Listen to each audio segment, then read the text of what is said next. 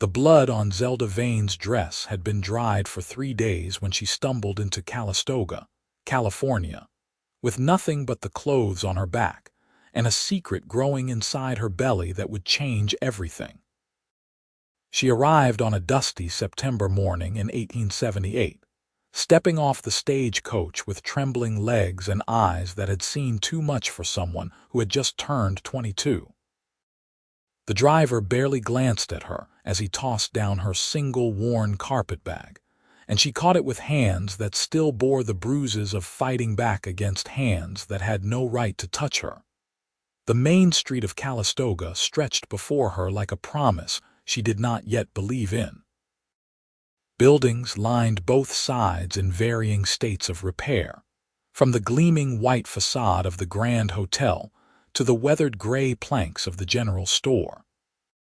Men in dusty chaps and women in calico dresses moved about their business, and somewhere nearby a blacksmith's hammer rang against an anvil in a steady rhythm that reminded Zelda her heart was still beating despite everything. She had $20 sewn into the hem of her dress and no plan beyond surviving the next hour. The stagecoach rumbled away behind her, taking with it the last connection to Sacramento and the life she had fled. She would not go back. She could not go back. "You lost, miss." The voice came from her right, and Zelda turned to find a woman of perhaps 40 years standing in the doorway of a boarding house. She had kind eyes and flour on her apron. "I need a room," Zelda said, forcing strength into her voice that she did not feel. "And work, if there is any to be had." The woman studied her for a long moment, and Zelda knew what she saw. A young woman alone, rumpled from travel with haunted eyes and secrets. But the woman only nodded. "I am Mrs. Patterson. I run this boarding house. I have a small room on the second floor and my girl just left to get married. I could use help with the cooking and cleaning. Pay is not much, but you would have the room and meals." Relief nearly buckled Zelda's knees. Thank you so much." Mrs. Patterson stepped aside to let her enter. "What brings you to Calistoga?" "A fresh start," Zelda said, and it was not entirely a lie. The room was small but clean, with a narrow bed, a washstand, and a window that looked out over the back garden where vegetables grew in neat rows. Zelda set down her carpetbag and sat on the bed, pressing her hands against her flat stomach. She was only 2 months along, the doctor in Sacramento had said, but already she felt the weight of the life inside her like an anchor and a lifeline all at once. She refused to think about the man who had given her this child. He had a name and a face and hands that had taken what she would never have given freely. But she would not speak his name, not now, not ever. He was a powerful man in Sacramento, a man whose money bought silence and whose friends controlled the law. She had learned that lesson when she had tried to report what he had done to her. The sheriff had laughed in her face and told her to stop spreading lies about upstanding citizens. So Zelda had taken what little money she had saved from her job at the dress shop, sewn it into her hem, and bought a ticket on the first stagecoach heading anywhere else. Calistoga was small enough to disappear in but large enough to survive in. It would have to be enough. The work was hard but honest. Mrs. Patterson was fair and asked no questions about Zelda's past. For 3 weeks, Zelda rose before dawn to help prepare breakfast for the boarders, spent her days washing linens and scrubbing floors, and fell into bed each night too exhausted to dream. The other residents were mostly miners and ranch hands, men who kept to themselves and tipped their hats when they passed her in the hallways. She thought she might make it work. She thought she might survive this. Then one morning in early October, as she was carrying a basket of vegetables from the garden, the nausea hit her like a physical blow. She barely made it behind the storage shed before her stomach emptied itself. She knelt in the dirt, gasping and shaking, one hand pressed against her mouth and the other clutched over her belly. "You all right?" The voice was male, deep and concerned, and Zelda's head snapped up in panic. A man stood a few feet away, clearly having just come from the direction of the stables. He was tall, with broad shoulders and sun-browned skin that spoke of years working outdoors.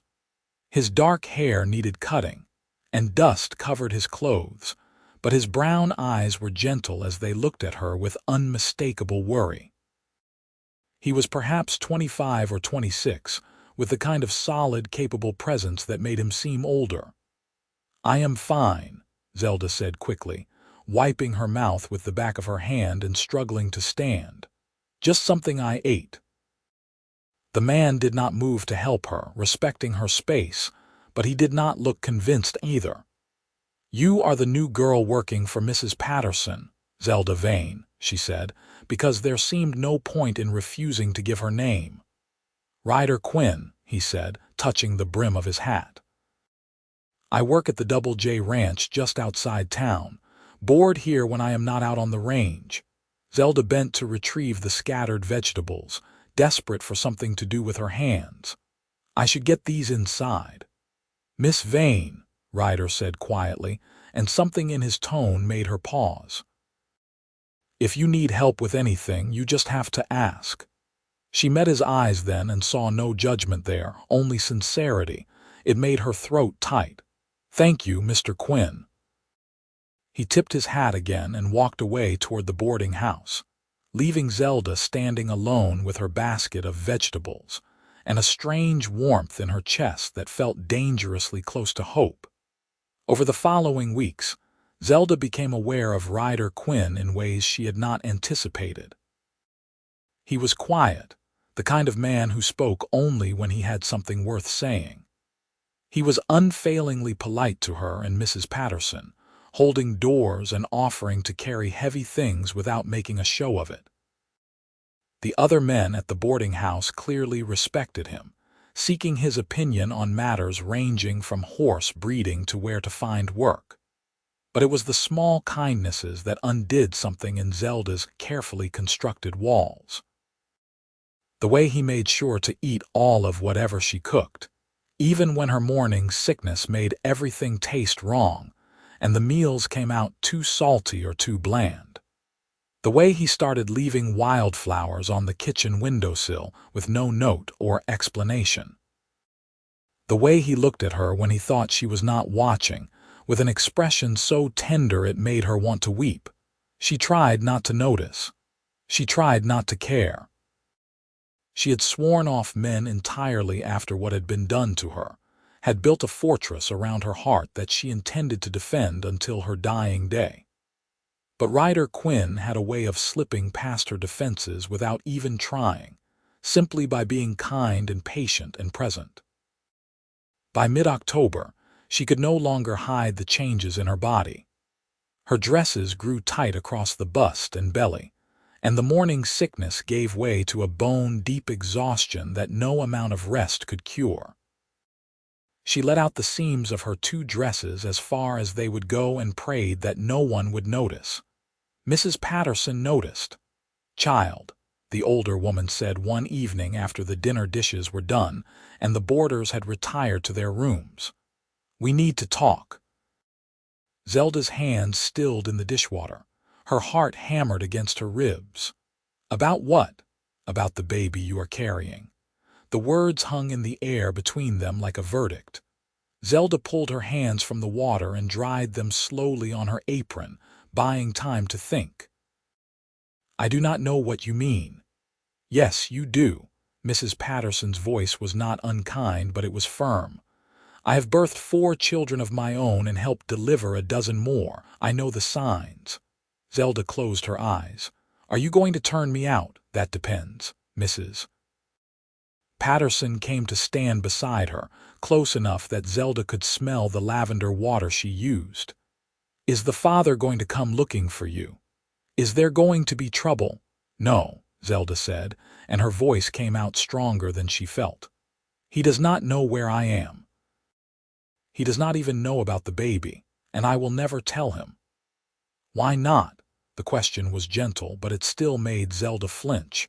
She opened her eyes and stared down at her reddened hands. "Because he is not a good man. Because he took something from me that I did not give. Because if he knew about this child, he would find a way to take that too, and I will not let him." The silence that followed was long enough that Zelda thought she had said too much. Then Mrs. Patterson put a weathered hand over hers and squeezed. "I am sorry, child. I am so sorry that happened to you." The unexpected sympathy cracked something in Zelda's chest, and she had to bite her lip hard to keep from crying. "So you will let me stay? For now," Mrs. Patterson said, "but we need to figure out what you are going to do. Once you start showing properly, people will talk. This is a small town, and folks have long memories and short patience for unwed mothers." "I know," Zelda whispered. "I know." "You have any family who could help?" Zelda shook her head. Her parents were long dead and she had no siblings. There was no one in the world who cared whether she lived or died except for the tiny life growing inside her. Mrs. Patterson sighed. "Well, we will figure something out. You are a good worker and a decent person. That should count for something." But as the weeks passed, and Zelda's belly grew rounder, it became clear that being a good worker and a decent person was not going to be enough. The whispers started in late October, after one of the other boarding house residents saw Zelda struggling to button her dress. Within days, everyone in Calistoga seemed to know that the new girl at Mrs. Patterson's place was carrying a baby with no husband in sight. The kindness Zelda had experienced when she first arrived evaporated like morning dew. Women crossed the street to avoid her. Men leered or turned away in disgust. The general store owner refused to serve her, and the preacher's wife told her she was not welcome in church until she repented of her sin. Only Mrs. Patterson and Ryder Quinn seemed unchanged. Mrs. Patterson defended her fiercely to anyone who dared say anything in her presence, reminding them that gossip was also a sin and judgment belonged to the Lord.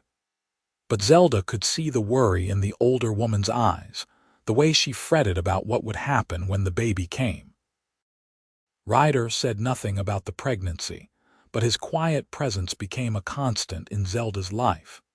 He started finding excuses to be around the boarding house more often, fixing a loose board here or a stuck window there.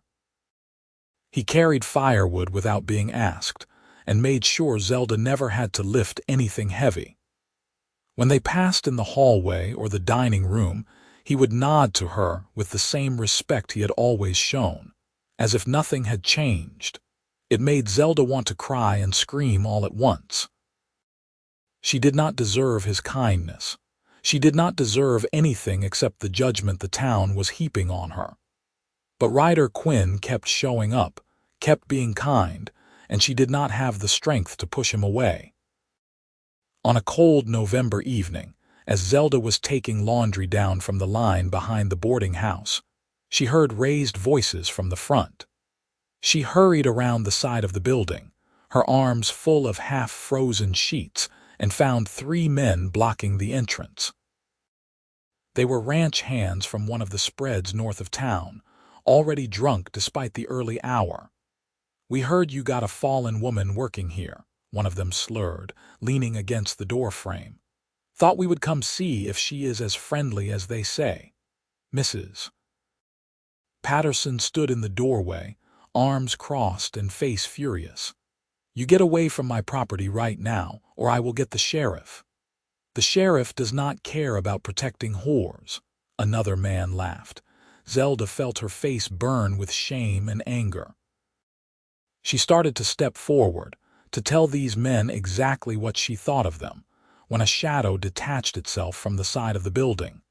Ryder moved with the fluid grace of a man who had been in his share of fights. He stepped between Mrs. Patterson and the drunk ranch hands, his posture deceptively relaxed but his eyes hard as flint. "You boys need to move along." "This does not concern you, Quinn," the first man said, but his bravado had faltered. "It concerns me plenty," Ryder said quietly. You are on Mrs. Patterson's property, making threats and disturbing decent people, so I will say it one more time. Move along." For a moment, Zelda thought they would fight. The three ranch hands outnumbered Ryder, and they were drunk enough to be stupid. But something in Ryder's stance, the calm certainty that he would hurt them if they did not leave, made them reconsider. "This is not worth it," the second man muttered, and they stumbled away down the street, throwing insults over their shoulders. Mrs. Patterson let out a shaky breath. "Thank you, Ryder." "Anytime, madam." Ryder turned and saw Zelda standing there with her armful of laundry, and his expression softened. "You all right, Miss Vane?" Zelda nodded, not trusting her voice. She carried the sheets inside, her hands trembling so badly she could barely hold them. She made it to her room before the tears came, hot and furious and helpless. She hated this. She hated feeling weak and vulnerable and dependent on others' kindness. She hated that men like those ranch hands thought they had the right to judge her and threaten her. Most of all, she hated that the man who had done this to her was still living his comfortable life in Sacramento while she paid the price for his violence. A soft knock on her door made her wipe her eyes quickly. "Yes, it is Ryder. Can I come in?" Zelda hesitated, then opened the door. Ryder stood in the hallway, his hat in his hands and concern written across his face. The hallway was empty, the other boarders either out or in their rooms, but Zelda was acutely aware of the impropriety of letting a man into her bedroom. "I should not," she said, "I know." Ryder did not move. "But I need to say something, and I would rather say it where no one else can hear." Zelda stepped back and let him in, leaving the door open a few inches for propriety's sake. Ryder moved to the window and stood there for a moment, looking out at the darkening sky. When he finally turned to face her, his expression was serious. "I know it is not my business," he said slowly, "and you can tell me to go to hell if you want, but I have been thinking about your situation and I have a proposal." Zelda's breath caught. "What kind of proposal?" "The kind where you marry me." The words hit Zelda like a physical blow. She actually stepped backward, her hand flying to her chest. "What?" Ryder held up a hand. "Hear me out. I know we barely know each other. I know you have no reason to trust me or any man. But the way I see it, you need a husband and that baby needs a father. I can be both." "You do not even know me," Zelda whispered. "You do not know anything about me. I know you are brave enough to start over in a new town with nothing. I know you work harder than anyone I have ever met. I know you are kind to Mrs. Patterson even when you are feeling poorly. I know you deserve better than what this town is giving you." Ryder took a step closer, his eyes searching hers. "And I know I have been in love with you since the day I first saw you." Zelda's throat closed up entirely. She shook her head, unable to process what she was hearing. "You cannot be serious. I am as serious as I have ever been about anything." Ryder's voice was steady, certain. "I am not asking you to love me back. I am not asking for anything except the chance to help you and give that baby a name and a home. We can figure out the rest as we go." "But why?" Zelda demanded, finding her voice through the shock. "Why would you do this for me? You do not owe me anything." "Because it is the right thing to do," Ryder said simply. "And because when I look at you, I see someone worth fighting for." Tears spilled down Zelda's cheeks before she could stop them. "You do not understand. The father, he is not someone I was with by choice. He took from me. He hurt me. This baby is the result of that, and I will never tell anyone who he is because he does not deserve to know." "I do not need to know," Ryder said quietly. "It does not matter to me who he is or what he did. What matters is you and that baby need protection, and I can give you that. The baby will have my name, and anyone who wants to hurt either of you will have to go through me first." Zelda pressed her hands over her face, overwhelmed by the enormity of what he was offering. "This is crazy. You should not tie yourself to me. I am ruined. I have nothing to offer you. You do not have to offer me anything except honesty. Ryder closed the distance between them and gently pulled her hands away from her face. His touch was warm and careful, giving her every chance to pull away. I am not saying this will be easy. I am not saying people will not talk. But I have a job and a little money saved, and I can give you and the baby a decent life. That has to count for something. Zelda looked up into his face and saw no pity there, no judgment, only a quiet determination that made her chest ache. She thought about the alternative, staying here until she was too pregnant to work, giving birth with no money and no prospects, trying to raise a child alone while the whole town whispered about them. She thought about the men who would see her as easy prey, like those ranch hands tonight. She thought about her child growing up with no father and the stigma that would follow them both. And she thought about Ryder Quinn, who had been nothing but kind to her from the moment they met, who defended her without expecting anything in return, who was offering her a lifeline when she was drowning. I cannot love you, she said, her voice breaking. I do not know if I will ever be able to love anyone after what was done to me. That is all right, Ryder said gently. You do not have to love me, you just have to let me help you. Zelda closed her eyes and made a decision that felt like jumping off a cliff. Then yes, I will marry you. They were married 3 days later in a simple ceremony at the courthouse, with Mrs. Patterson and the deputy as witnesses. Zelda wore her best dress, let out as far as it would go, and Ryder wore a clean shirt and his only suit coat.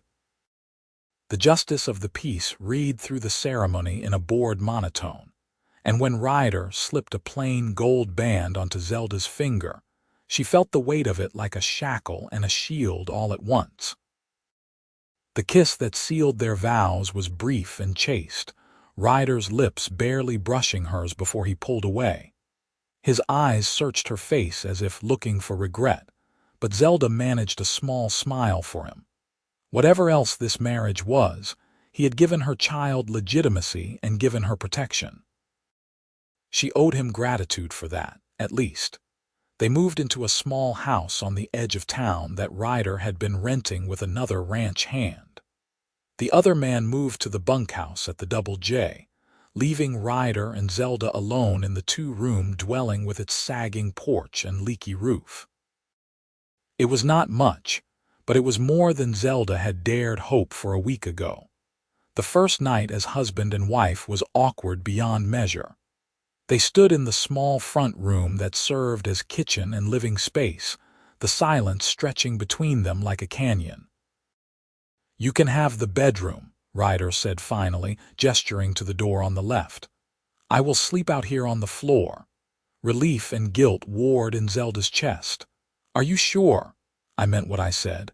I am not expecting anything from you that you are not ready to give. Ryder grabbed a blanket from the shelf and began making up a pallet on the floor. You just focus on taking care of yourself and the baby. Everything else can wait. Zelda nodded, her throat too tight to speak.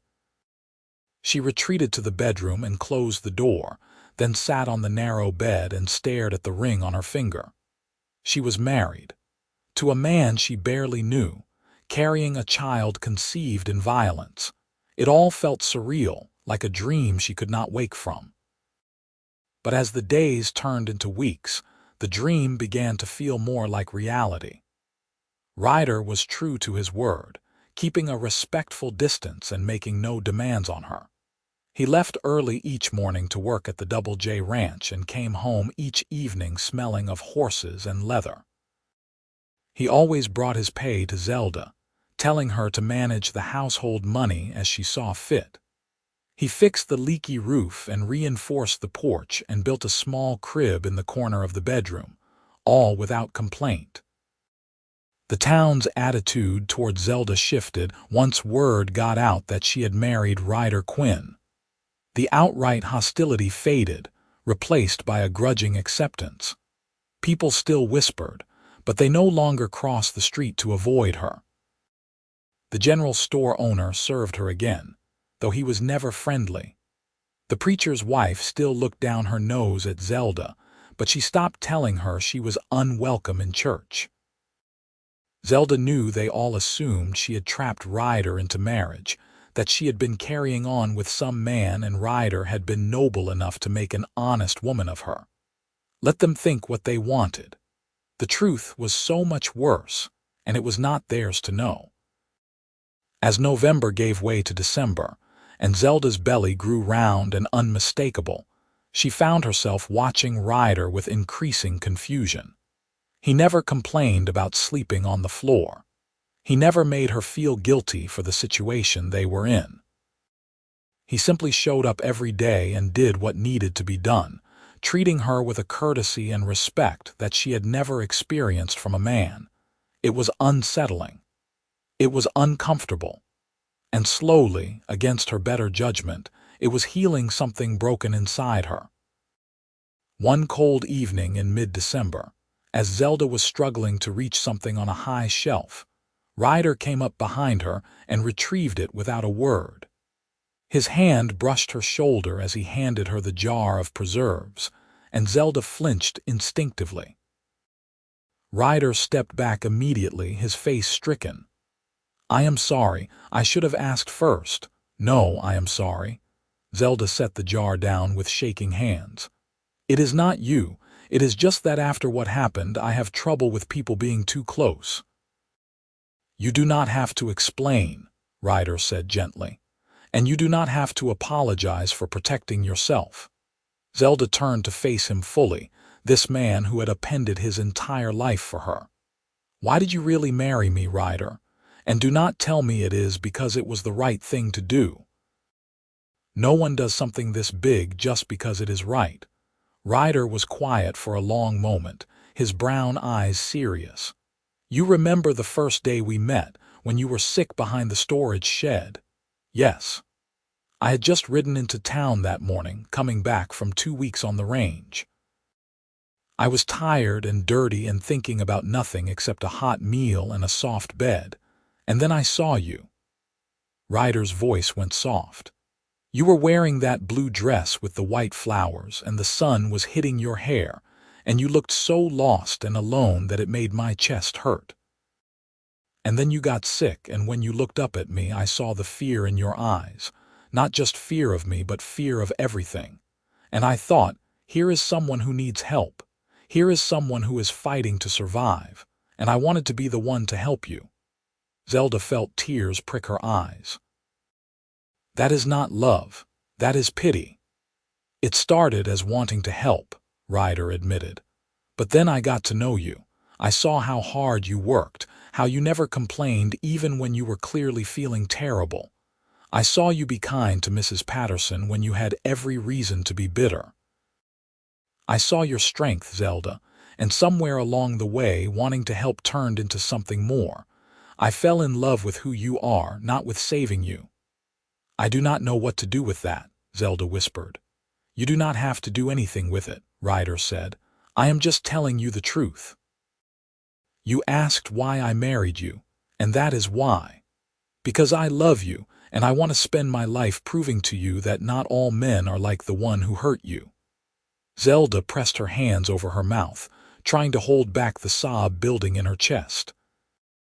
Ryder took a step forward, then stopped himself, his hands clenching at his sides as if he wanted to reach for her but was fighting the urge. "Can I hold you?" he asked quietly. "Just for a minute. You do not have to say yes.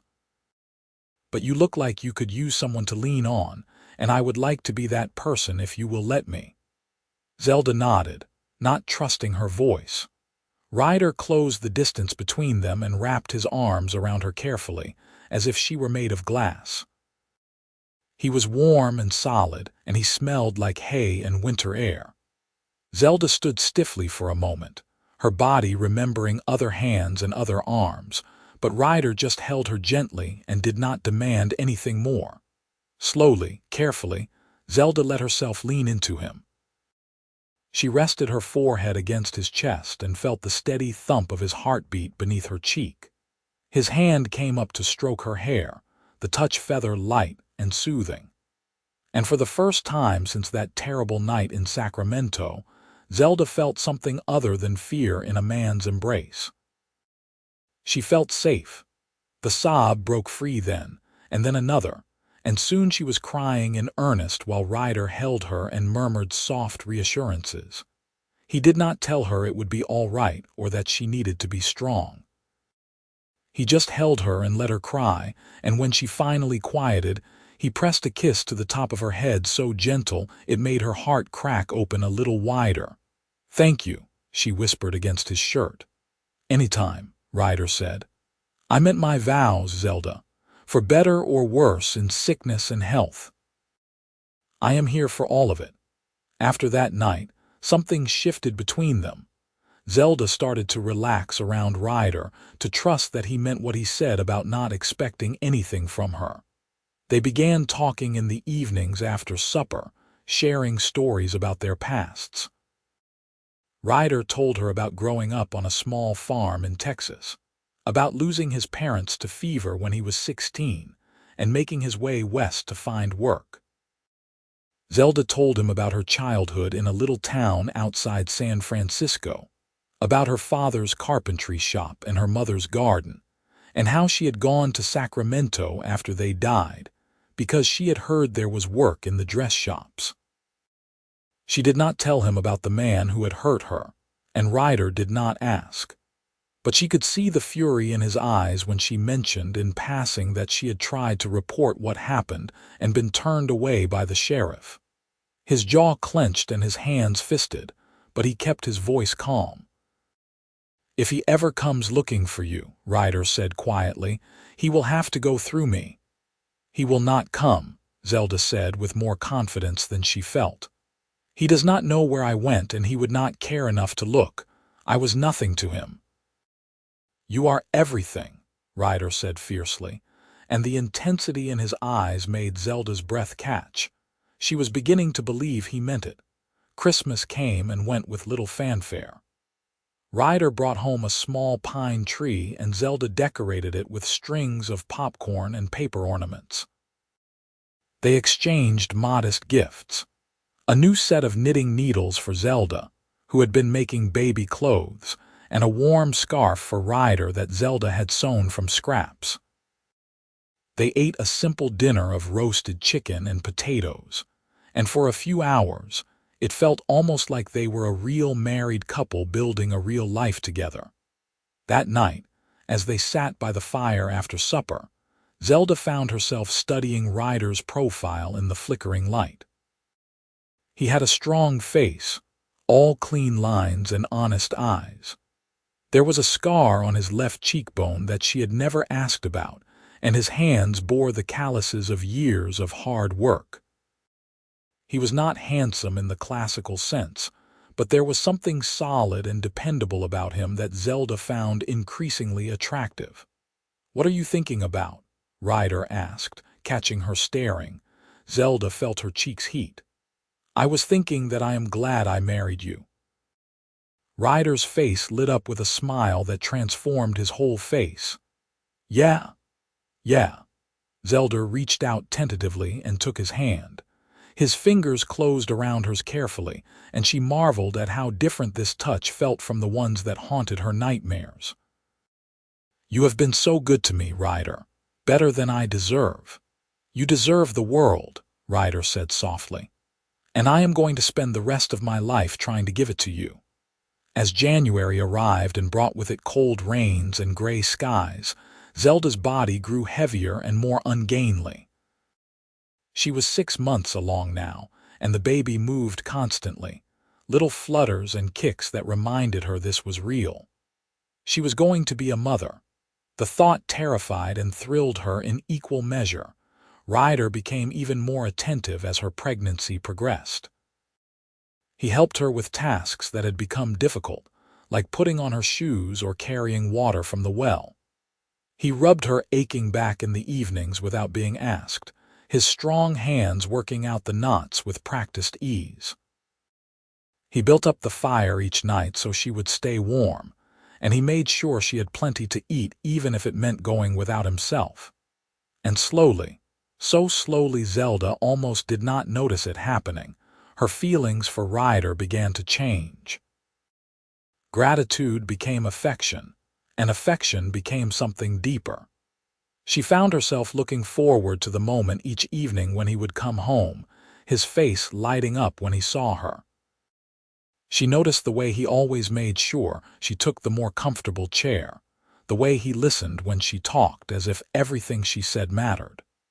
She saw how he looked at her growing belly with wonder and pride, as if the baby inside her was his in every way that counted. One rainy evening in late January, as they sat together after supper, Zelda finally worked up the courage to ask the question that had been haunting her. "You resent me," she asked quietly, "for tying you down like this. You could have had any girl in town, someone without all my complications. Someone who could give you a normal marriage." Ryder looked at her with such tenderness it made her chest ache. "Zelda, I do not want any other girl, I want you, complications and all. And as for a normal marriage, I think we are building something better than normal. We are building something real." "But I cannot even give you what a wife should," Zelda said, her voice barely above a whisper. "I cannot share your bed or give you children of your own blood. All I can give you is someone else's cast-off problems." Ryder set down his coffee cup and moved to kneel in front of her chair. He took both her hands in his thumbs stroking over her knuckles. "Listen to me carefully, because I am only going to say this once. You are not cast off. You are not a problem. You are a brave, strong, beautiful woman who survived something terrible and kept going. And this baby—" He placed one hand gently on her swollen belly. "This baby is already mine in every way that matters. I am going to be there for the birth. I am going to walk the floor with them at night. I am going to teach them to ride and rope and read. I am going to be their father, Zelda. Not because I have to, but because I want to." Tears spilled down Zelda's cheeks. "How can you be so good?" "I am not good," Ryder said with a small smile. "I am just a man who knows a blessing when he sees one. And you, Zelda Quinn, are the biggest blessing that ever walked into my life." The use of her married name sent a strange thrill through Zelda. She was Zelda Quinn now, not Zelda Vane. She had a husband and a home and a baby on the way. She had a life she had never dared dream of, given to her by a man who asked for nothing in return. "Can I kiss you?" she asked impulsively, and Ryder's eyes widened. "Are you sure?" Zelda nodded. She was not entirely sure, not really, but she wanted to try. She wanted to see if she could reclaim this part of herself that had been stolen from her. Ryder rose slowly and cupped her face in his hands with infinite gentleness. He searched her eyes for any sign of hesitation, and when he found none, he lowered his mouth to hers. The kiss was soft and sweet, and nothing like the brutal claiming she had endured in Sacramento. Ryder's lips moved against hers with patient tenderness, asking rather than taking. When Zelda's breath hitched with something other than fear, he deepened the kiss just slightly, his hand sliding into her hair. Zelda felt something warm unfurl in her chest, something that felt dangerously like love. She kissed him back carefully, learning the shape and taste of him, and when they finally pulled apart, they were both breathing hard. "Was that all right?" Ryder asked, his forehead resting against hers. "It was more than all right," Zelda whispered. "It was perfect." From that night on, the distance between them began to close. They still slept separately, Ryder insisting that Zelda needed the bed for her comfort, but they spent their evenings sitting close on the small sofa, Zelda's head on Ryder's shoulder and his arm around her waist. They kissed goodnight before parting, sweet, chaste kisses that made Zelda feel like a girl being courted rather than a ruined woman hiding her shame. She was falling in love with her husband, and the realization was both terrifying and exhilarating. In early February, when Zelda was 7 months along, A letter arrived that shattered the fragile peace they had built. It was addressed to Zelda in care of Mrs. Patterson, forwarded from the boarding house, and the return address was Sacramento. Zelda's hands shook as she broke the seal and unfolded the single sheet of paper. The message was brief and devastating. "I know where you are. I know about the baby. You belong to me, and so does my child. I am coming for you both." It was signed with a single initial, M. Zelda's vision grayed at the edges, and she swayed on her feet. Ryder, who had been reading the newspaper by the fire, was at her side in an instant. "What is wrong? Is it the baby?" Wordlessly, Zelda handed him the letter. She watched his face darken as he read it, his jaw clenching and his eyes going hard. "Who is M?" he asked, his voice dangerously quiet. "Malcolm Hendricks," Zelda whispered. "He is a banker in Sacramento, wealthy, powerful, connected. He is the one who hurt me. And he is coming here." "He says he is." Zelda wrapped her arms around herself, feeling cold despite the fire. "He must have hired someone to find me. He has the money for it." Ryder folded the letter carefully and set it on the table. Then he took Zelda's shoulders and turned her to face him. "Listen to me. He is not taking you anywhere. He is not taking the baby. I do not care how much money or power he has. You are my wife, and that baby is going to be my child. He has no legal claim to either of you." "You do not understand," Zelda said desperately. "Men like Malcolm Hendricks do not care about the law. They buy the law. He has sheriffs and judges and politicians in his pocket. If he wants to take the baby, he will find a way." "Not if I have anything to say about it." Ryder's voice was steel. "We are not running, Zelda. We are not hiding. We are going to face this head-on, and we are going to win." "How?" Zelda demanded. "How are we going to fight someone like him?" "With the truth," Ryder said, "and with people who care about what is right more than what is convenient." Over the next few days, Ryder set his plan in motion. He spoke with the sheriff in Calistoga, a man named Tom Bradley who had always been fair in his dealings. Ryder explained the situation carefully, showing him the threatening letter and telling him about Malcolm Hendricks, without revealing the details of what the man had done to Zelda. Sheriff Bradley listened with a deepening frown. "So this fellow is claiming to be the father and saying he wants custody," Bradley said. "That is what he is implying," Ryder confirmed. "But Zelda is my wife, married legal and proper. Any child born to her is legally mine." "That is true," Bradley said slowly. "But if he takes it to court and can prove paternity somehow, it could get complicated." "He cannot prove anything," Ryder said firmly, "because there is nothing to prove. Zelda and I were together before we married, and the baby is mine. If anyone says different, they are lying." Zelda, who was sitting beside Ryder, squeezed his hand gratefully. She knew he was lying to protect her, to make sure there was a unified story if Malcolm Hendricks showed up with lawyers and accusations. Sheriff Bradley studied them both for a long moment, then nodded. "All right. If this Hendricks fellow shows up in my town making trouble, I will handle it, but you two need to be prepared for this to get ugly." "We know," Ryder said, "but we are not backing down." The waiting was the worst part. Every day that passed without Malcolm appearing was both a relief and an agony. Zelda jumped at every knock on the door, every stranger she saw on the street. She barely slept, plagued by nightmares of Malcolm stealing her baby away while she screamed helplessly. Ryder tried to reassure her, but she could see the tension in his shoulders, the way his hand never strayed far from the revolver he now wore openly on his hip. He was preparing for a fight, and they both knew it. The confrontation came on a cold morning in mid-February. Zelda was in the kitchen making breakfast when she heard the sound of a carriage pulling up outside.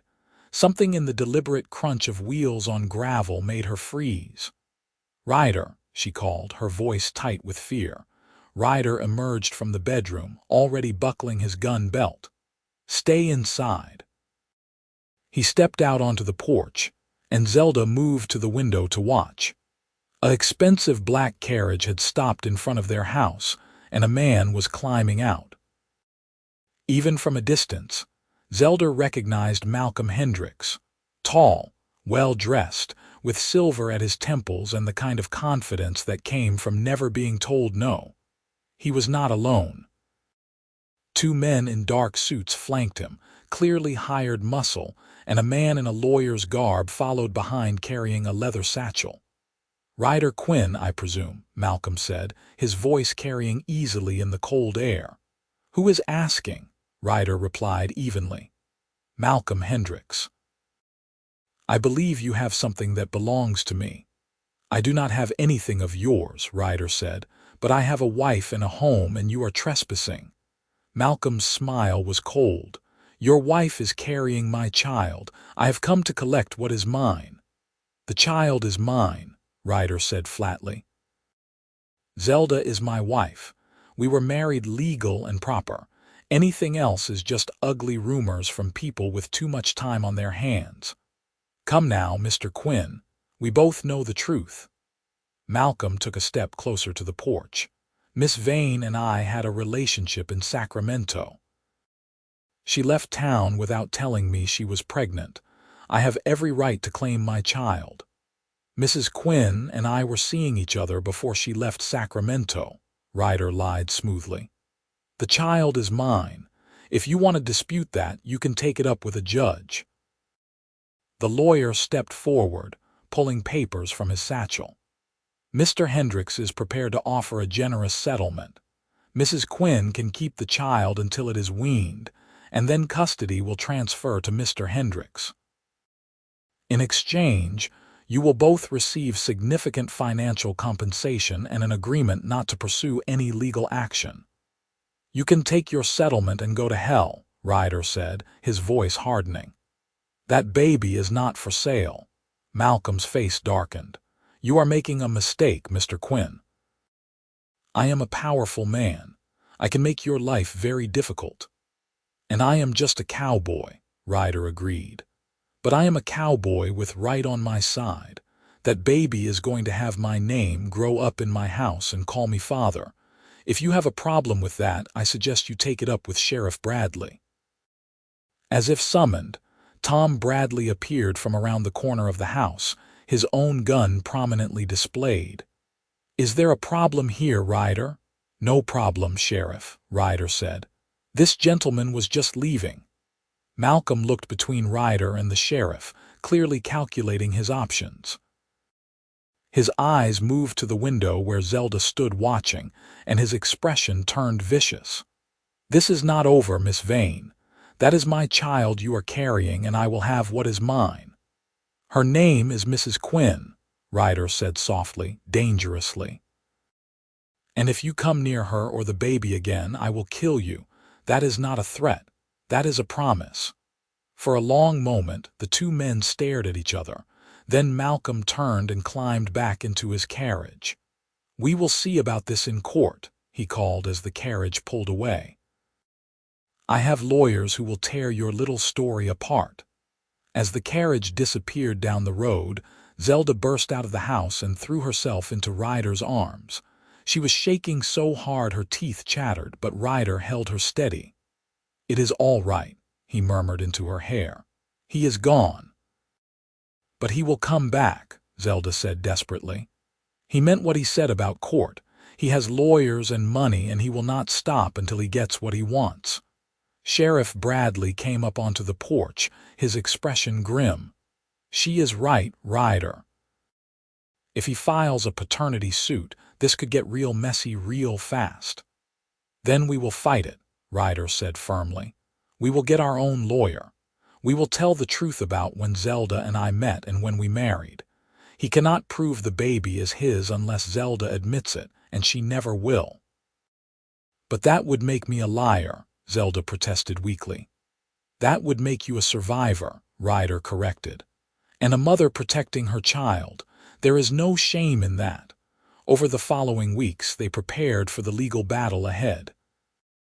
Ryder hired a lawyer in Calistoga, a young man named Daniel Pierce, who was eager to take on a case against a powerful man from Sacramento. They built their story carefully. Zelda and Ryder had met when she was still living in Sacramento. They had been courting in secret. When Zelda discovered she was pregnant, they had decided to start fresh in Calistoga where no one knew them. They had married immediately upon arrival. It was a thin story, and Daniel warned them that any good lawyer would poke holes in it. But it was all they had. "The key is going to be making sure your timelines match," Daniel explained. "If anyone can prove you were not in Sacramento when you claim you were, or that you arrived in Calistoga before you could have possibly met each other, the whole thing falls apart. What if Hendricks has witnesses?" Zelda asked. "What if he brings people who will say they saw what he did to me? Did anyone see?" Daniel asked gently. Zelda shook her head, tears burning her eyes. "He made sure we were alone. That was the point." "Then it is his word against yours," Daniel said. "And you have a husband who will swear the child is his. That carries a lot of weight."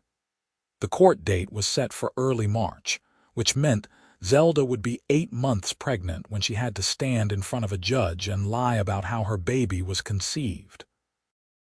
The thought made her sick with anxiety, but Ryder's steady presence kept her grounded. As February drew to a close and Zelda's belly grew impossibly large, their relationship deepened in ways that surprised them both. The threat of losing each other, of having their fragile new family torn apart, made them cling to each other with desperate intensity. One night, as they sat together on the sofa with Zelda's feet propped in Ryder's lap while he rubbed her swollen ankles, she said quietly, "I love you." Ryder's hand stilled. "What? I love you," Zelda repeated, looking at him with tears in her eyes. "I did not think I could ever say those words again after what happened to me, but you have been so good to me, so patient and kind. You have given me everything and asked for nothing." "I love you, Ryder Quinn, and I am sorry it took me so long to say it." Ryder set her feet down carefully and pulled her into his arms, his face buried in her hair. "I love you too," he said, his voice rough with emotion. "I have loved you from the start, but hearing you say it back is the best thing that has ever happened to me." They kissed then, deep and hungry, and for the first time Zelda felt desire stir in her belly alongside the baby. She pulled back, breathless and flushed. "I want to be a real wife to you." "Not tonight, but soon. After the baby comes and I am healed, I want to give you everything." "You already give me everything," Ryder said, cupping her face in his hands. "But when you are ready, I will be here. I will always be here." The court hearing arrived too quickly. Zelda dressed in her best dress, modified to fit her enormous belly, and Ryder wore his suit. They rode to the courthouse in a borrowed wagon, Daniel Pierce following on horseback. Sheriff Bradley had agreed to testify on their behalf, as had Mrs. Patterson, who swore she had known Zelda and Ryder were a couple from the moment Zelda arrived in town. The courtroom was small but packed with curious onlookers. Malcolm Hendricks sat at the plaintiff's table with 2 expensive-looking lawyers, his face smug and confident. He looked at Zelda with possessive hunger that made her skin crawl. The judge, an older man named William Thornton, called the court to order and listened as Malcolm's lawyer presented the case. They claimed that Malcolm and Zelda had been in a relationship in Sacramento, that Zelda had fled when she discovered she was pregnant, that Malcolm was the biological father and wanted custody of his child. "We have evidence that Miss Vane, excuse me, Mrs. Quinn, did not arrive in Calistoga until late September," Malcolm's lawyer said smoothly. "She claims to have married Mr. Quinn immediately upon arrival, which would make the child conceived in late June or early July. We have witnesses who place Miss Vane in Sacramento during that entire time, working at a dress shop." There is no evidence she ever met Mr. Quinn before arriving in Calistoga. Daniel Pierce stood, his young face set in determined lines. Your Honor, my clients have been honest about their relationship from the start. Mrs. Quinn was indeed living in Sacramento, but Mr. Quinn was working cattle drives that regularly passed through the area. They met at a church social in June and began courting discreetly. When Mrs. Quinn discovered her condition, they decided to marry and start fresh in Calistoga, where Mr. Quinn had secured steady employment. This is a young couple trying to build a life together, and Mr. Hendricks is harassing them with baseless accusations. The judge looked skeptical. Do you have any proof of this relationship? Letters, witnesses, anything? We have the testimony of Sheriff Bradley and Mrs. Patterson, both upstanding citizens of Calistoga who will swear to the genuine nature of Mr. and Mrs. Quinn's relationship, Daniel said. Testimony from people who only met the couple after they arrived in Calistoga, Malcolm's lawyer countered. Your Honor, this is clearly a story concocted to hide the truth. My client was in a relationship with Miss Vane. She left without telling him about the pregnancy.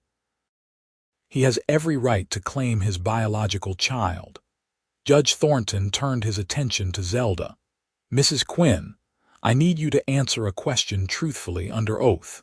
Is Mr. Hendricks the biological father of your child? The courtroom went silent. Every eye was on Zelda. She felt Ryder's hand squeeze hers under the table, felt his strength flowing into her. She thought about Malcolm and what he had done to her. She thought about the baby moving inside her, innocent and helpless. She thought about Ryder, who had given her everything and asked for nothing. She looked Judge Thornton straight in the eye and lied. No, Your Honor, my husband is the father of my child. Malcolm leaped to his feet. She is lying. I know that baby is mine. Can you prove it? Judge Thornton asked mildly. I do not need to prove it, Malcolm blustered. She knows the truth. She is just trying to keep my child from me. Unless you have concrete evidence of paternity, Mr. Hendricks, this court cannot and will not separate a legally married couple and their child based on your accusations. Judge Thornton looked at Malcolm with clear distaste. Mrs. Quinn has made her statement under oath. Mr. Quinn has claimed the child as his own. That is the end of this matter. This is not over, Malcolm snarled, but Judge Thornton banged his gavel. This case is dismissed. Mr. Hendricks, you are to cease all contact with Mr. and Mrs. Quinn. If you continue to harass them, I will hold you in contempt. He looked at Zelda with surprising kindness. Mrs. Quinn, you and your husband are free to go. I wish you and your child all the best. Zelda sagged against Ryder, hardly able to believe it was over. They had won. Malcolm could not take her baby. As they left the courthouse, Malcolm tried to corner them on the steps. You think this changes anything? That baby is mine, and deep down you know it. You are raising my child as your own, Quinn. How does that feel? Ryder turned to face him, his expression cold. That baby is mine from the moment it takes its first breath. I do not care about biology. I care about who is going to be there for every fever, every scraped knee, every nightmare. I care about who is going to teach them right from wrong and how to be a good person. That is going to be me, Hendricks, not you. You are nothing but the man who hurt the woman I love, and if I never see your face again, it will be too soon.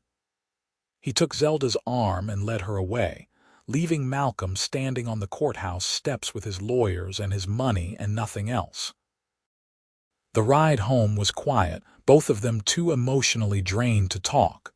But when they reached their little house and Ryder helped Zelda down from the wagon, she threw her arms around him and burst into tears. We did it, she sobbed into his shoulder. We actually did it. The baby is safe. You did it, Ryder corrected, holding her tight. You stood up to him and you won. I am so proud of you, Zelda. They went inside and Zelda collapsed onto the sofa, exhausted. Ryder built up the fire and made her tea, fussing over her until she laughed and told him she was fine. But she was not fine, not really. The confrontation with Malcolm had dredged up every terrible memory, and she felt raw and fragile. That night, for the first time since they had married, Zelda asked Ryder to sleep beside her. "I do not want to be alone," she admitted. "I know we have been taking things slow, but I just need to feel safe tonight." "Are you sure?" Ryder asked, but he was already moving toward the bedroom. "I am sure." They lay together in the narrow bed, Zelda curled on her side with her huge belly between them and Ryder's arm draped carefully over her waist. His hand rested protectively over where the baby kicked and turned. "I meant what I said in court," Zelda whispered into the darkness. "You are this baby's father, not him. Never him." "I know," Ryder murmured, pressing a kiss to her shoulder. "And I am going to be the best father I can be, I promise you that." "You are going to be a wonderful father," Zelda said with absolute certainty. "Our child is lucky to have you."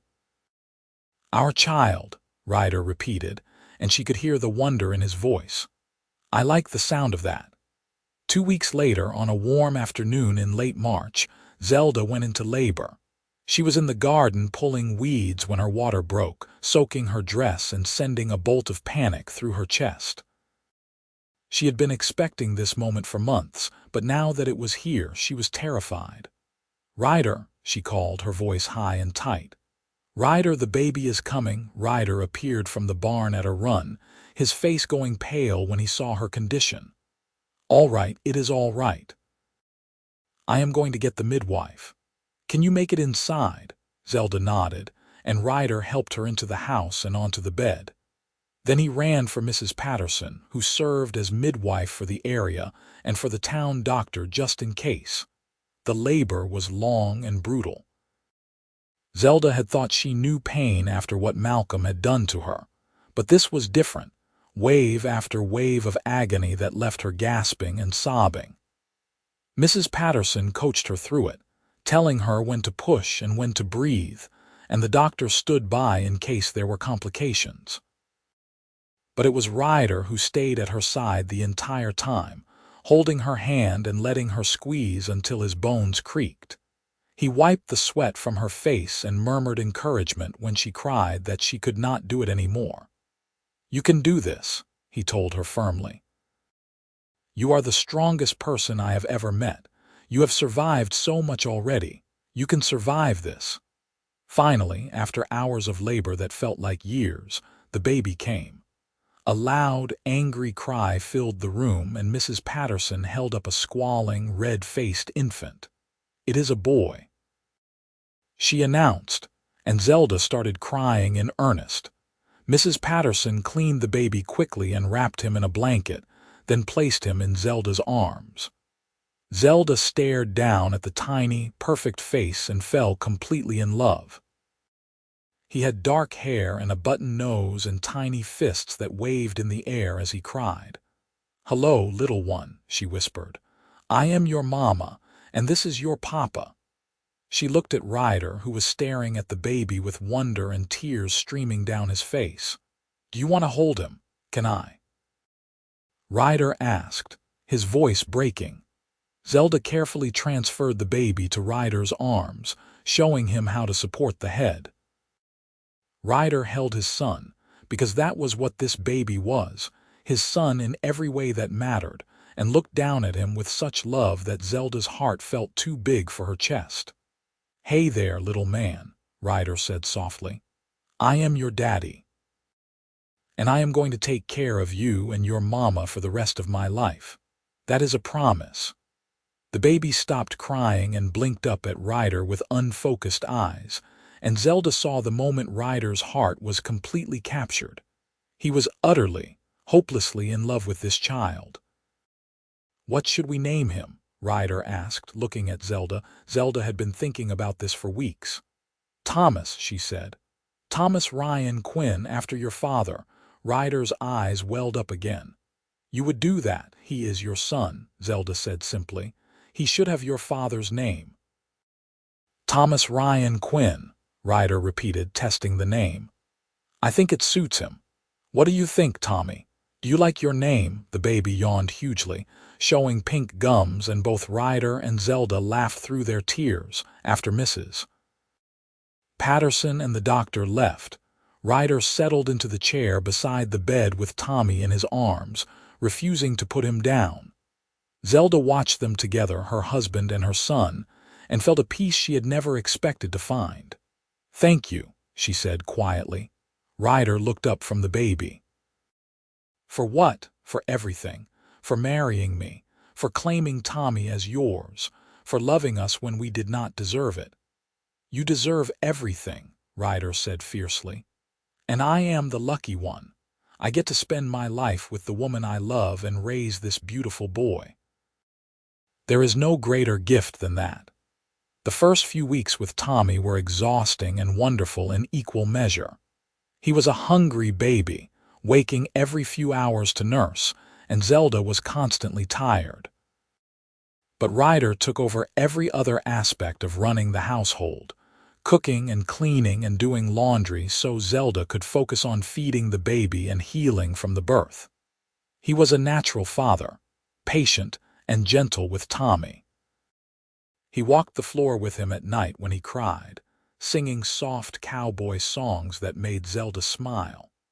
He changed dirty diapers without complaint and marveled over every tiny noise Tommy made. Watching him with their son made Zelda fall even more deeply in love with him.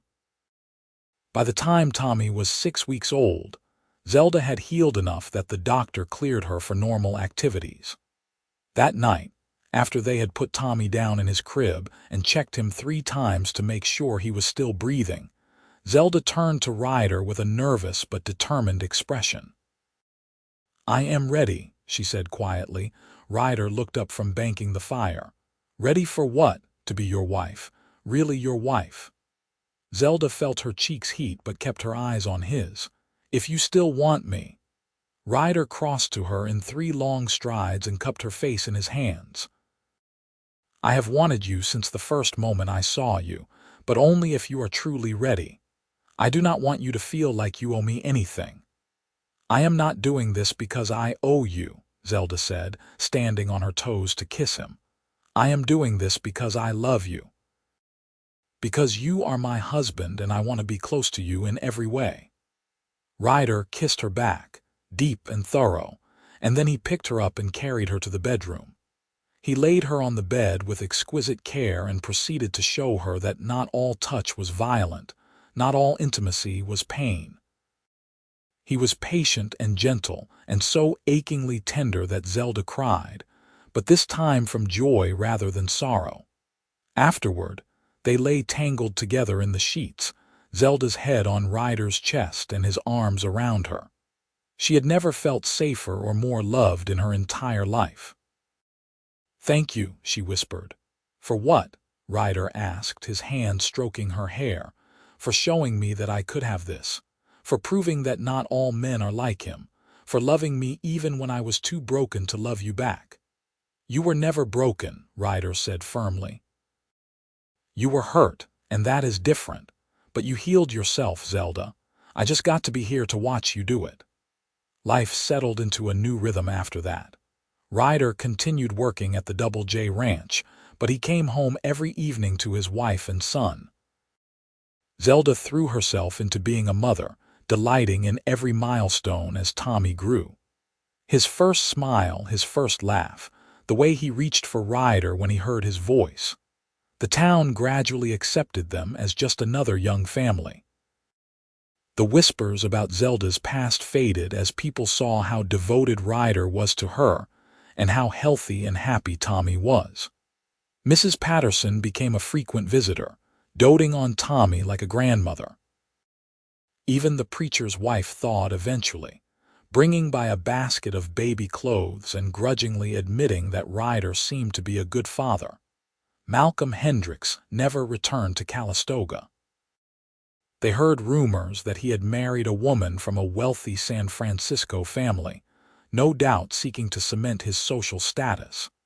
Zelda hoped his new wife had better luck than she had, but she did not dwell on it.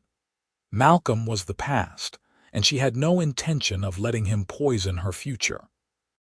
When Tommy was 6 months old, sitting up on his own and babbling constantly, Zelda realized she was pregnant again. The discovery sent her into a brief panic, memories of her first pregnancy flooding back, but Ryder's joy was so genuine and complete that her fear quickly faded. "Another baby," he said, his hand on her still flat stomach and his eyes shining. "Tommy is going to be a big brother." "Are you happy?" Zelda asked, needing to hear him say it. "I am the happiest man alive," Ryder said, kissing her soundly. "We are going to have a house full of children, and I am going to love every minute of it." This pregnancy was different from the first in every way. Zelda was married to a man who adored her, living in a home that felt safe, and surrounded by people who cared about her. She did not spend her days in fear, and she did not cry herself to sleep at night. Instead, she felt nothing but anticipation for the baby growing inside her, this child who was conceived in love rather than violence.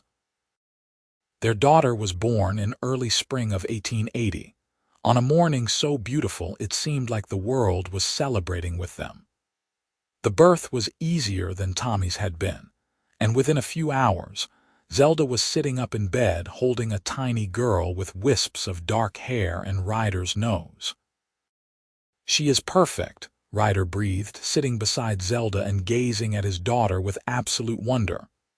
"What should we name her?" "I was thinking Emma," Zelda said. "Emma Rose Quinn, after my mother."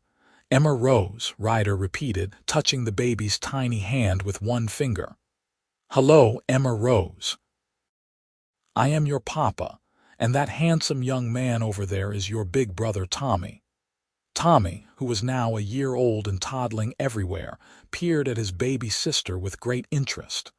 "Baby," he said clearly, and both Zelda and Ryder laughed. "That is right, buddy. This is your baby sister. You are going to help us take care of her, right?" Tommy nodded seriously, already taking his role as big brother very seriously. As the years passed, the Quinn family grew in size and happiness. Ryder received a promotion at the Double J Ranch, becoming the foreman and earning enough that they could move to a larger house with more land. They had 2 more children, a boy named Samuel and another girl named Grace, spaced a couple of years apart. The house was always full of noise and laughter, and the organized chaos of raising 4 young children. Tommy grew into a serious, thoughtful boy who adored his father and followed him everywhere. Emma was bright and spirited, with her mother's determination and her father's kind heart. Samuel was quiet and gentle, happiest when he was reading or drawing. Grace was the baby, spoiled by everyone and utterly fearless. Zelda sometimes could hardly believe this was her life.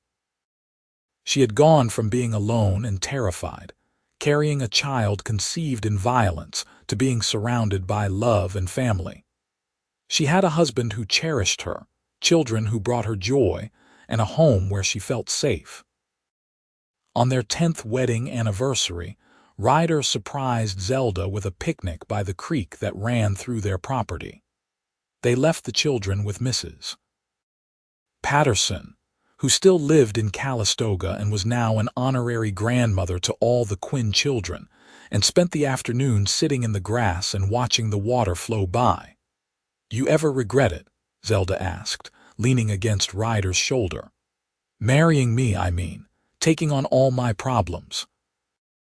"Not for a single second," Ryder said, wrapping his arm around her and pulling her close.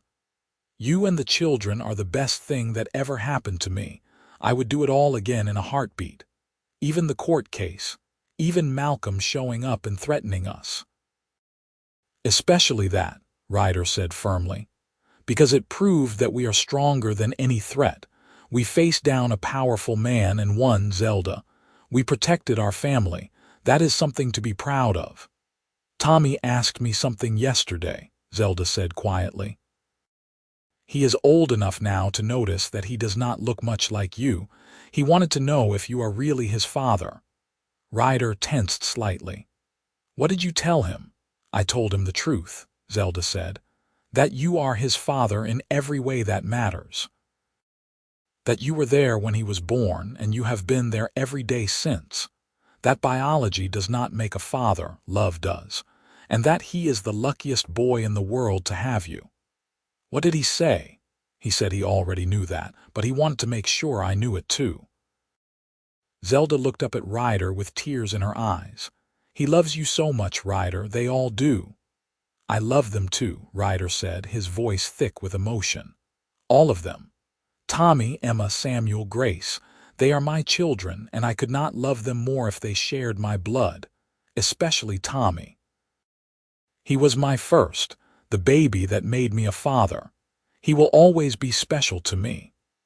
They sat in comfortable silence for a while, listening to the creek and the birds and the distant sound of their children laughing at Mrs. Patterson's house. Finally, Zelda said, "Do you know what the best part of our life is?" "What?" "This, right here, the quiet moments when it is just us and we can remember how far we have come." Zelda turned to face Ryder fully. "I was so broken when I met you, I thought my life was over. But you showed me that it was just beginning. You gave me a family and a home and a love I never thought I would have. You saved me, Ryder Quinn." "No," Ryder said, cupping her face in his hands. "You saved yourself. You were brave enough to leave Sacramento. You were strong enough to start over. You were courageous enough to trust me. I just got to be the man lucky enough to stand beside you while you rebuilt your life." They kissed then, long and sweet, and Zelda felt the same rush of love and desire she always felt when Ryder touched her. After 10 years of marriage, 4 children, and countless challenges, she was still completely in love with her husband. That evening, when they returned home to collect their children, they found Tommy teaching Samuel how to whittle while Emma read a story to Grace. The scene was so domestic and perfect that both Ryder and Zelda paused in the doorway just to take it in. "This is what Malcolm Hendricks will never have," Ryder said quietly. "He has money and power, but he does not have this. He does not have love. He does not have family. He lost the moment he thought he could take you from me." "He never had me to lose," Zelda corrected. "I was never his. From the moment you offered to marry me, I was always yours." As the years continued to pass, the Quinn children grew into fine young people. Tommy inherited Ryder's work ethic and Zelda's determination, becoming a skilled rancher in his own right. Emma's spirit and intelligence took her to become a teacher in Calistoga, beloved by her students. Samuel discovered a talent for art and began selling his paintings to travelers passing through. Grace, the baby of the family, showed signs of following in her father's footsteps, already able to ride any horse and handle a rope with impressive skill. Ryder and Zelda grew older together, their hair silvering and their faces lining, but their love never diminished. If anything, it grew stronger with each passing year, deepened by shared history and mutual respect. When Tommy turned 18, he came to his parents with a serious expression and asked to speak with them privately. They sat in the front room of the house, and Tommy looked between them nervously. "I have something I need to say," he began. "And I need you both to know that I mean this with all my heart." "What is it, son?" Ryder asked, concern creasing his brow. "I know that I am not your biological child, Pa," Tommy said, looking directly at Ryder. "Ma told me the truth years ago, and I have had time to think about what it means. And what it means is that you chose me. You did not have to be my father, but you decided to be anyway. You gave me your name and your time and your love, and you never once made me feel like I was less than your other children." Ryder's eyes were already wet, but he stayed silent, letting Tommy finish. "I just want you to know that I am proud to be a Quinn," Tommy continued, his voice breaking slightly. I am proud to be your son, and I could not have asked for a better father. You are the best man I know, and I hope I can be half the man you are someday." Ryder pulled Tommy into a fierce hug, both of them crying openly now. "You are already twice the man I am," Ryder said roughly, "and you have made me prouder than you could ever know. I love you, Tommy. You are my son, and nothing will ever change that." Zelda watched her husband and her eldest child embrace, and she felt her heart might burst from happiness. This was what she had fought for all those years ago. This moment right here, where her son knew without a doubt that he was loved and wanted and valued. That night, after the children had gone to bed, Ryder and Zelda sat on their porch and watched the stars come out. Ryder's arm was around Zelda's shoulders, and her head rested against his chest in the comfortable way of long married couples. "You remember the day we met?" Zelda asked. "Every detail," Ryder replied. "You were wearing a blue dress and you looked so lost. I wanted to help you even then. And do you remember what you said to me that day in my room at the boarding house, when you asked me to marry you? I said that the baby would have my name," Ryder said, "and that I would protect you both." "You kept that promise," Zelda said softly. "You have kept every promise you ever made to me. You have given us a beautiful life, Ryder. Thank you." "Thank you for taking a chance on me," Ryder said, pressing a kiss to her hair. "Thank you for trusting me with your heart and your son. Thank you for building this life with me." They sat in peaceful silence, listening to the night sounds and feeling the warmth of their love wrap around them like a blanket. Inside the house, their children slept safely, each one a testament to the power of choosing love over fear, of building family through commitment rather than just biology. Years later, when Ryder and Zelda were old and gray, surrounded by grandchildren and even a few great-grandchildren, they would still tell the story of how they met. About a young woman who arrived in Calistoga with nothing but a secret and a prayer, and a cowboy who looked at her and saw someone worth saving. About how love could grow even in the hardest soil, and how family was built not by blood, but by showing up every day and choosing each other over and over again.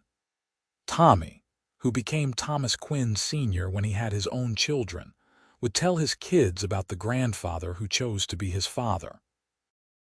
About how Ryder had stood in a courtroom and claimed him, had walked the floor with him at night, had taught him everything he knew about being a good man. And he would tell them that the greatest gift they could give someone was to love them not because you had to, but because you wanted to. Emma would tell her students about her mother's courage, about how Zelda had fled violence and started over in a strange town, about how she had built a life from nothing through sheer determination. She would teach them that survival was not weakness, and that asking for help was the bravest thing you could do. Samuel's paintings would capture the beauty of family in all its forms, showing that love was not always neat and traditional but no less real for being complicated. His art would hang in galleries across California, each piece a testament to the family that raised him. And Grace, who took over the ranch when Ryder was too old to manage it himself, would carry on his legacy of hard work and integrity. She would be known as a fair boss and a skilled rancher, but more than that, she would be known for her kindness to those who needed a second chance. She would hire drifters and former prisoners and people with checkered pasts, because her father had taught her that everyone deserved the chance to prove themselves. The Quinn family became a fixture in Calistoga, known for their close bonds and their willingness to help neighbors in need. The story of Ryder and Zelda's unconventional marriage became something of a legend, though the details were softened with time. People remembered that Ryder had married a woman carrying another man's child, and that he had raised that child as his own with no hesitation. They remembered that he had stood up to a powerful man to protect his family, They remembered that love, real love, was about more than just biology and tradition. When Ryder passed away at the age of 72, surrounded by his wife and children and a whole host of grandchildren, his last words were to Zelda. "Thank you for the adventure," he whispered, his hand in hers. "It was the best life I could have asked for." Zelda held his hand until his final breath, her tears falling silently as she said goodbye to the man who had given her everything. But even in her grief, she was grateful. Grateful for every day they had shared, every challenge they had overcome together, every moment of love and laughter and ordinary happiness. She lived another 5 years without him, spending her time with her children and grandchildren, telling stories about Ryder and making sure his legacy lived on. When she finally joined him, she was laid to rest beside him in the Calistoga cemetery, under a shared headstone that read, "Ryder and Zelda Quinn. They chose each other, and that made all the difference." Tommy stood at his mother's grave and thought about the journey she had taken. From a terrified young woman fleeing violence to a beloved mother and grandmother who had built a legacy of love. And he thought about Ryder, the man who had been his father in every way that mattered, who had taught him that being a man meant standing up for what was right even when it was hard. "Thank you, Pa," Tommy said quietly, placing flowers on both graves. "Thank you for choosing me. Thank you for choosing all of us." The wind rustled through the trees, and for just a moment, Tommy could have sworn he heard his father's voice saying what he had said so many times over the years. "It does not matter who made you, son. What matters is who is there to raise you. And I would not have missed being your father for anything in the world." And in that moment, standing in the cemetery with the California sun warm on his face, Tommy Quinn knew with absolute certainty that he had been loved. Not because he shared his father's blood, but because his father had chosen to love him from the very first breath. That was the real miracle of his parents' story, not that they had overcome obstacles or defied expectations, but that they had proven love was always a choice. And they had chosen well. The Quinn family continued to thrive in Calistoga for generations, each one carrying forward the lessons Ryder and Zelda had taught. That family was not defined by blood but by commitment.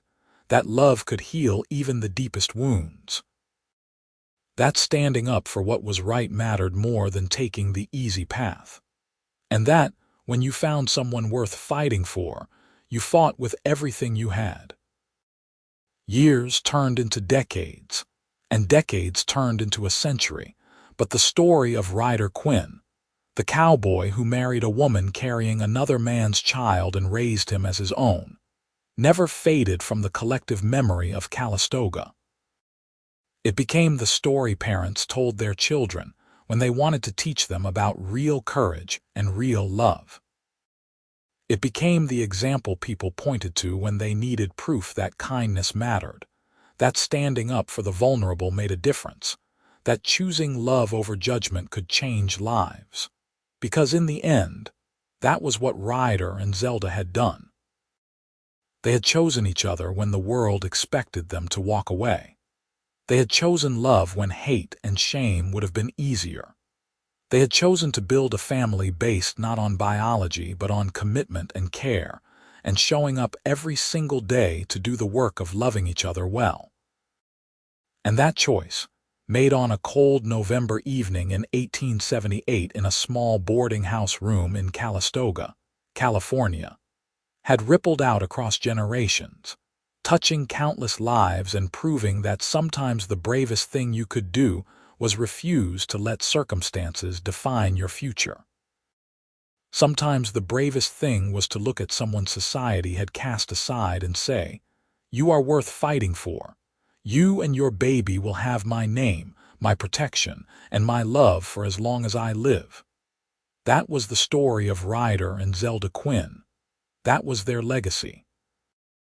And it was a legacy built on the simple, profound truth that love, real love, was always worth the risk.